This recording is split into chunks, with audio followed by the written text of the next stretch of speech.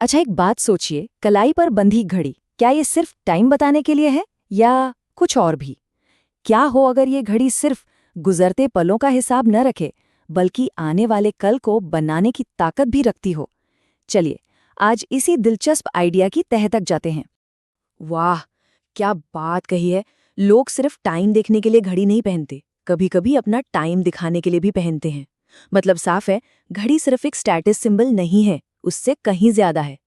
इस नजरिए से देखें तो ये एक तरह का टूल है, एक ऐसा यंत्र जो हमारे इरादों को, हमारी एनर्जी को दिखाता है, और क्या पता, शायद हमारी किस्मत को भी। जी हाँ, बिल्कुल। इस पूरे विश्लेषण का जो सार है वो यही है कि एक घड़ी सिर्फ एक बेजान चीज नहीं है। ये एक एक्टिव फोर्स है, एक ऐसी शक्ति जो किसी की जिंदगी, उसके करियर और यहाँ तक के रिश्तों पर भी गहरा असर डाल सकती है। तो सवाल उठता है कि भाई, इसके पीछे का लॉजिक क्या है? ऐसे कैसे हो सकता है? एक्सपर्ट सुधीर कोवे इसे वैदिक ज्योतिष के कुछ प्रिंसिपल से जोड़कर समझाते हैं। तो चलिए थोड़ा और गहराई में चलते हैं और समझते हैं इसे। देखिए, ये कॉन्सेप्ट है निमित्त ज्योतिष का। इसका मतलब होता है उस पल की ऊर्जा।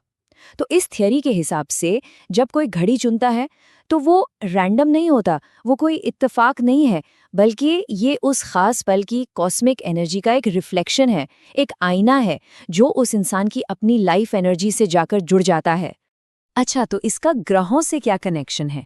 देखिए, कनेक्शन काफी सीधा बताया गया है।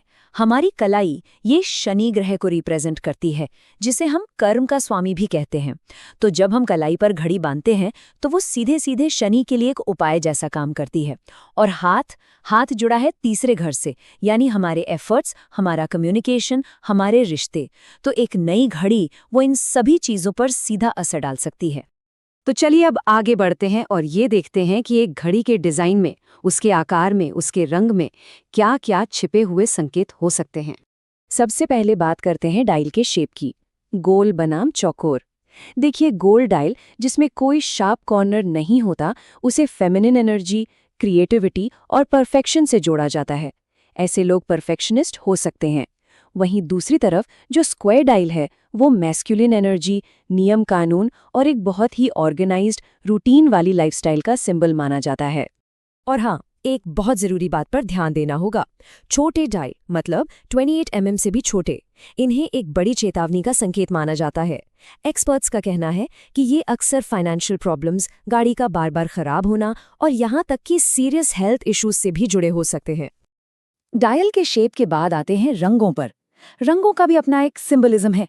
जैसे सफेद या सिल्वर रंग, ये ज्यादातर लोगों के लिए अच्छा माना जाता है। ये पॉजिटिविटी और सोशल हार्मनी को दिखाता है। लेकिन काला रंग, ये बहुत पावरफुल है, पर इसके साथ एक चेतावनी भी है। ये हर किसी के लिए नहीं है। सलाह यही दी जाती है कि इसे वो लोग पहने जो अपनी फील्ड में पूरी तरह से सेटल हो चुके हैं और जिनके विचार बहुत मजबूत और मुखर हैं।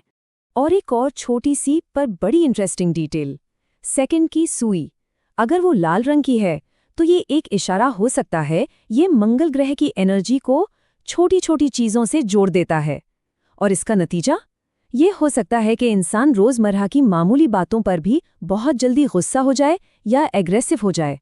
तो सवाल फिर वही है, क्या सच में सिर्फ एक घड़ी बदलने से इतना बड़ा बदलाव आ सकता है? चलिए अब कुछ नतीजों पर नजर डालते हैं। खुद सुधीर कोवे कहते हैं, जब भी मैंने अपनी घड़ी बदली, मेरा कारोबार कम से कम 2 से 3 गुना बढ़ गया। ये उनका अपना अनुभव है। इससे एक बात साफ होती है कि सही घड़ी चुनना सिर्फ एक स्टाइल की बात नहीं है, ये एक स्ट्रैटेजिक फैसला हो सकता है, खास तौर पर जब बात बिजनेस ग्रोथ की हो। और इसका असर सिर्फ व्यक्तिगत लेवल पर नहीं, बल्कि बड़े पैमाने पर भी देखा जा सकता है। इंडियन रेलवेज की केस स्टडी देखिए।